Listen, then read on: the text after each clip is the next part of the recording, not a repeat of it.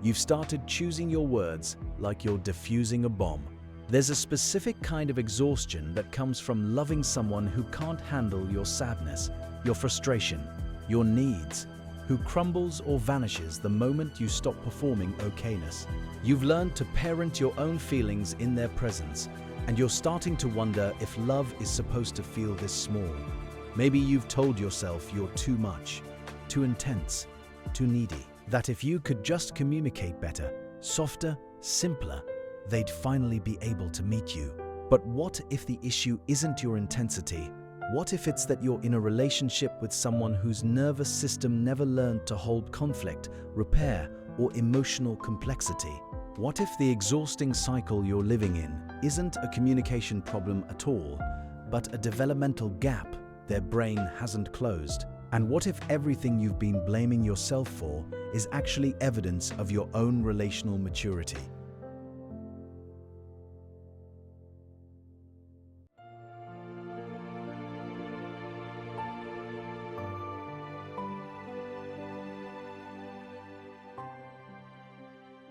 You're not imagining it. The dynamic you're living in has a name, and it's not communication issues, it's emotional immaturity. And the first marker is something psychologist Lindsay Gibson calls low affect tolerance. Picture a circuit breaker in an old house. You plug in a hairdryer, a lamp, maybe the microwave, normal everyday appliances, and the whole system trips. The breaker wasn't built to handle a standard load. That's what's happening in your relationship. You bring up something small, disappointment, sadness, frustration, a need, and their nervous system treats it like a catastrophic surge. They shut down. They leave the room. They go silent for hours or days. Or they explode in defensiveness so fast you forget what you were even trying to say. This isn't a choice they're making in the moment. It's a nervous system that never learned to stay online when emotions get uncomfortable. And here's what you need to understand. Your feelings aren't too much. Their capacity is too small.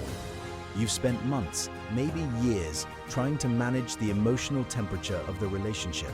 You've learned to swallow your hurt, to minimize your needs, to present every concern like it's wrapped in bubble wrap and accompanied by 3 compliments. You've become an emotional electrician, constantly calculating what the system can handle.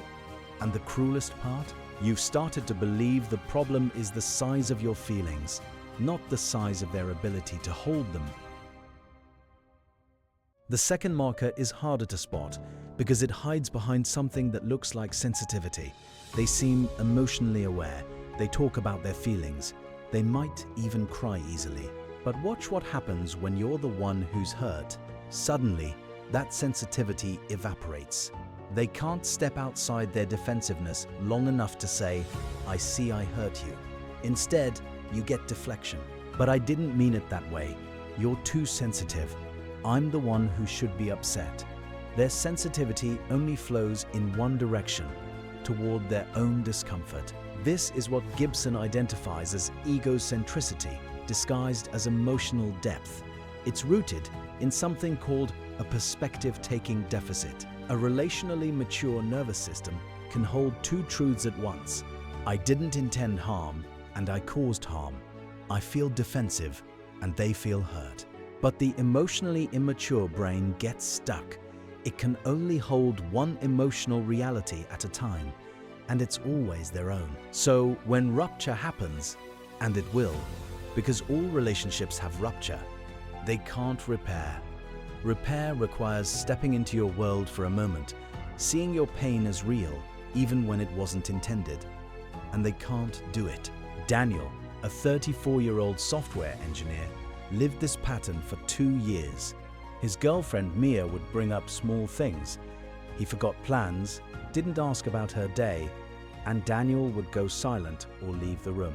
Mia started pre-apologizing before every conversation.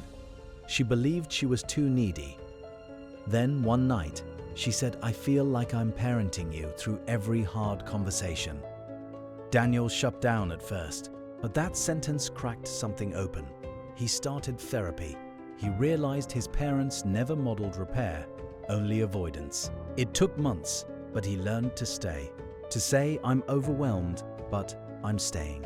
That was the first time Mia felt like she was dating an adult.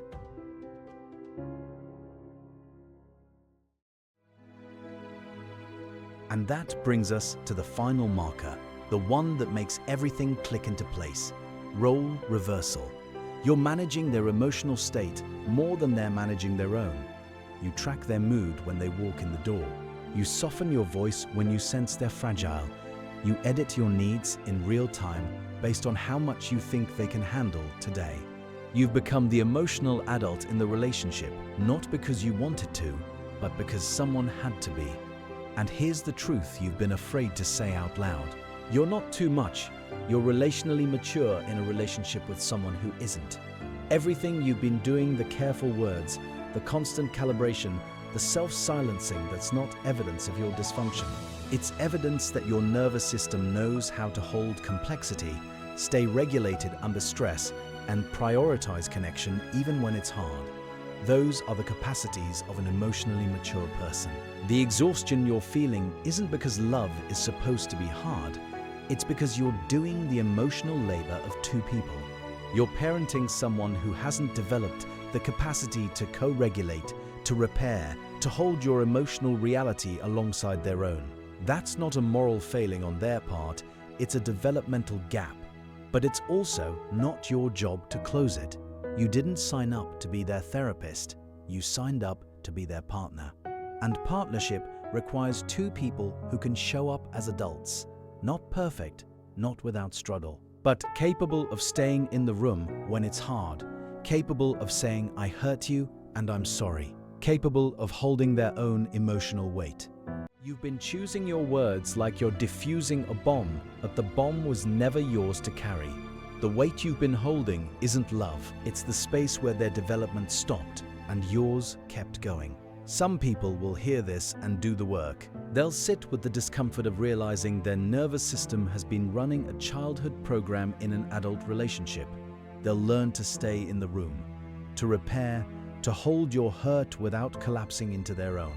And some won't.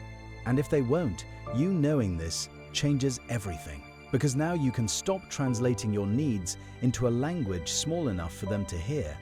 You can stop shrinking. You can stop wondering if you're too much. You're not too much. You never were. You're just finally able to see that you've been asking someone to meet you at a place they haven't learned to reach yet. And you get to decide what you do with that knowledge. If this landed, if you felt seen, share this with someone who's been parenting their partner's feelings and doesn't have the words yet. You're not too much. You never were.